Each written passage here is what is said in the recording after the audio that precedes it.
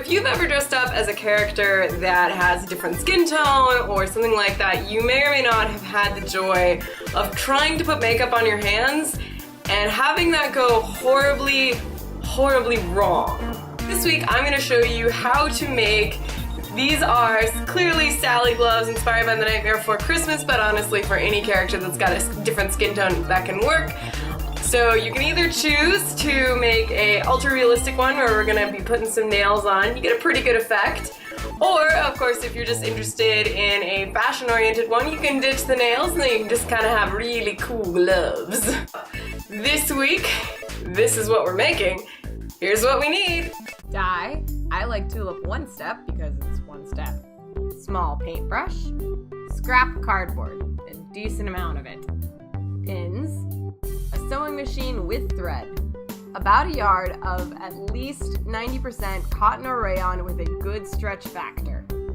Some glue, I use tacky. Acrylic nails. Red nail polish. And a nail clipper. Fold your fabric in half so you're working with 2 layers at once, and then making sure that the stretch is going perpendicular to your arm. Lay your arm down and trace around it with a ballpoint pen or tailor's chalk, making sure to splay your fingers a little bit but not so much that you lose the stretch.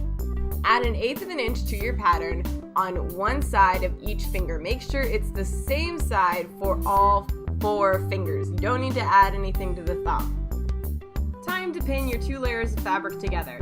For the arm, you can pretty much place pins normally like you would, but right around the fingers, because they're all so tight together, you're gonna have to spread them out a little bit more and more like pin around the general area of the fingers than actually pin the fingers. Otherwise, you're gonna have a lot of trouble maneuvering the sewing machine later.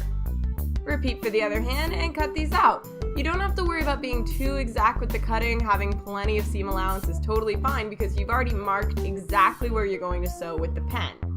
Now, using either a straight stretch stitch or a zigzag, sew along your pen lines. Make sure you include that extra 1/8 of an inch, and then carefully take it off and take your scissors and cut about 1/8 of an inch away from your seam line. Take your time here, be very careful, don't clip those threads, but you do want to get pretty close. Now it's time to flip the whole thing right side out, which is easy for the arm, but to get the fingers, I use a Q-tip and kind of a gentle poking motion. Be careful not to snap your threads. The Q-tip really helps a lot. Now, taking some cardboard, I like cereal boxes. Trace around your hand in a similar splaying motion and then repeat this process for 4. If you've got thicker cardboard around, you could probably use 1 layer, but since the absorbent side's only on one side for cereal boxes, I need 4. Take your cardboard blanks. Again, if you use cereal boxes, you're going to have 4 with a thumb on either side. And taking some tape, just go ahead and tape them together so that they're not going to be sliding around.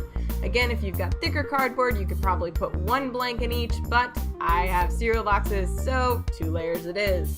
Now it's time to put your glove on your cardboard blanks. This is probably going to involve curving the cardboard blanks fingers up and then just kind of shimmying it on and then making sure that all of those fingers get into the correct holes.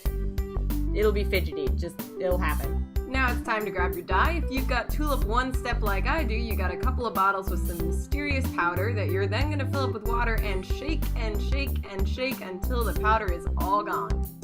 Now it's time to get your paintbrush and paint whatever patterns you're interested in having on your fabric. The reason we're going to be using dye here and not paint is because the dye is going to stretch and move with the fabric. It's not going to crack. As long as it's on there, it's going to move exactly the same way the fabric would have even if you had never dyed it, making it perfect for really stretchy fabric projects like this one. Now, if you're trying to do Sally like I am, the trick to her is to have some swirly lines in either a dark blue or black color and then to follow it up with black, making a lot of dashes and every once in a while a little X along said lines. Now, I actually screwed up here because if you change color, you want to completely finish the dyeing process, let that one color set overnight, rinse it out, and then bring it back out to re-dye again a different color. Otherwise, your colors just blend together. So remember, if you want to do 2 colors like I tried to, do 1 color, let it set, rinse it out, and then bring it out and do the other color then. Once your gloves look right, go ahead and wrap them in saran wrap or stick them in a plastic bag. Seal them up nice and tight so that the moisture stays in and doesn't leak on anything you own, and let them sit for at least 12 hours. Then rinse them till the water runs clear and hang them up to dry. Once they're dry, they should look like this. If you want to take it to the next level, pick out 10 acrylic nails that fit your nails and paint them all red. Then just measure the nails to be shorter than your actual nails, unless you've got really bitten nails, then make them the same length. Clip them that short. Then using some tacky glue, glue them onto your fingers. Do not use super glue. Once the glue is dry, you are all done, and you can either have a hyper-realistic cosplay glove or just a glove that you like that is inspired by a character. Personally, I think these look creepy. That's just me.